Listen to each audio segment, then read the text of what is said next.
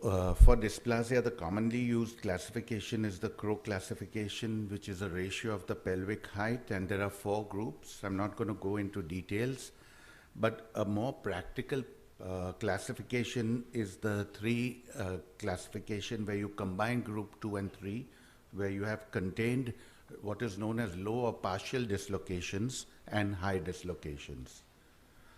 So what are the surgical challenges in a dysplastic hip? Your acetabulum is severely anteverted. Rarely it may be retroverted. There's very thin bone medially, and in the type 2 and 3 Crowe, you have a superior deficiency. In the femur, you've got a short neck which is anteverted and highly valgoid. The distal canal is very narrow, and your medial flare can be narrow. So essentially, your primary stems are not going to fit in these femurs. And lastly, you have the soft tissues where you have the thick capsule and labrum, and your tendons and sciatic nerve are the big issue, because if you need to excessively lengthen, you may land up damaging the sciatic nerve. So let's look at the femoral options. You can use a cemented CDH stem, which has a very thin diameter and a short offset. You could use a Wagner stem, the primary Wagner stem, or you could use a modular stem like the S-ROM. And in the acetabulum, what are the strategies? You go with small cups, because very often you need a 38 mm cup. You ream into the good bone, and if very often you need to leave large parts of your cup uncovered. You can go with a high hip center, or you can go with an anatomic hip center with or without bone graft. You can do a cartiloplasty, or what I personally prefer is controlled medial perforation. I have never used a cage, though it has been described. Not for dysplasia, at least, not a cage for dysplasia. And now you have the newer options. You have the porous cups, you have metal augments, you can do 3D printing, and you can make customized cups. So what is the studies show about cemented versus uncemented cups in dysplasia? Because you're leaving large parts uncovered, by and large, cemented cups have a poorer track record, so most people prefer uncemented cups except the hardcore cemented fans. Coming to the high hip center versus normal hip center, now if you look at this sort of hip, you can see there is severe bone deficiency. You can't really, you have no option except to put the cup high, as I have done here. What are the advantages of high hip center? You're going into good bone and you get better, you're simplifying your surgery. The problems though are you're creating insufficiency of the adductors and you're increasing your hip loads. But studies have shown that up to 15 millimeters or even up to 2 centimeters essentially is not going to significantly impact your long-term outcomes. So let's look at some examples. Here, a pretty straightforward Crowe 1 case. What I've done is a controlled medialization. So I've elevated the hip center by maybe 5 mm. Part of the cup is uncovered, no allograft. I've used a monoblock cup. This allows me to, so even with a 40 or 42 mm cup, it allows me to get in a large head, and a primary stem is good enough. Now, a more severe case. Here, the acetabulum is not such a challenge. There is adequate bone here.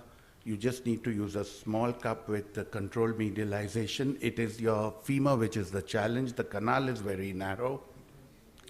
This sort of thing, I have used a S-ROM stem here. What is the advantage? It comes in very small sizes from 6 mm onwards, multiple neck options. You can dial your neck in independent of your proximal anatomy, so you can address the meta and diaphyseal mismatch which exists in these cases.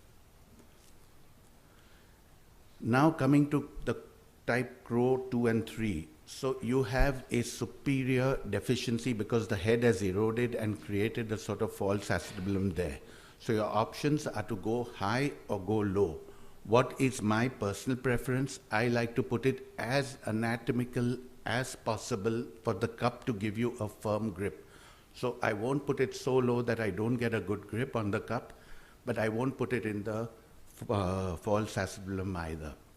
And the part which is uncovered, I usually use the autograft.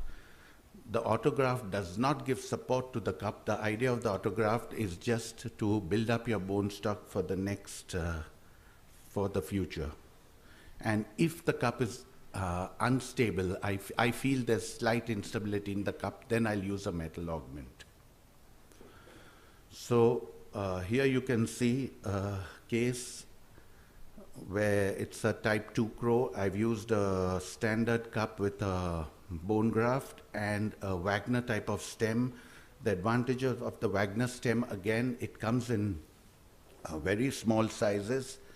It has a 125 and 135 degree neck, so you get two options, and having no metaphyseal flare, you can dial your stem in the desired version independent of the proximal anatomy. Excellent long-term results, we all know that.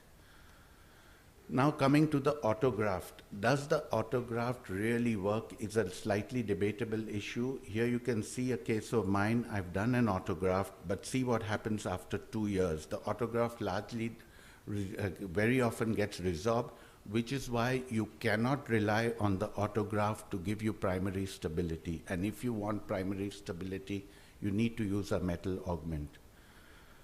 Now let's look at the most complex case, a type Crowe 4, where you need to do a shortening osteotomy. The technique you'd use is first expose your acetabulum, release all your soft tissues. Then you do your, but don't put in the cup yet. Next, move on to the femur, do your distal reaming, do your proximal reaming. Now take your osteotomy just distal to your proximal reaming. Having done your osteotomy, now you put in the cup. That will, 10 seconds, put in your cup. That will give you, that osteotomy will give you that additional space to maneuver. Then reduce your, put in your femur without putting it into the distal stem. Reduce the femur, hold the distal stem, see how much you need to cut, as you, and then you take your cut and then put in your stem into the distal portion and reduce it. So here you can see a bilateral type Crowe 4 and the post-op X-ray with the S-ROM prosthesis. Thank you.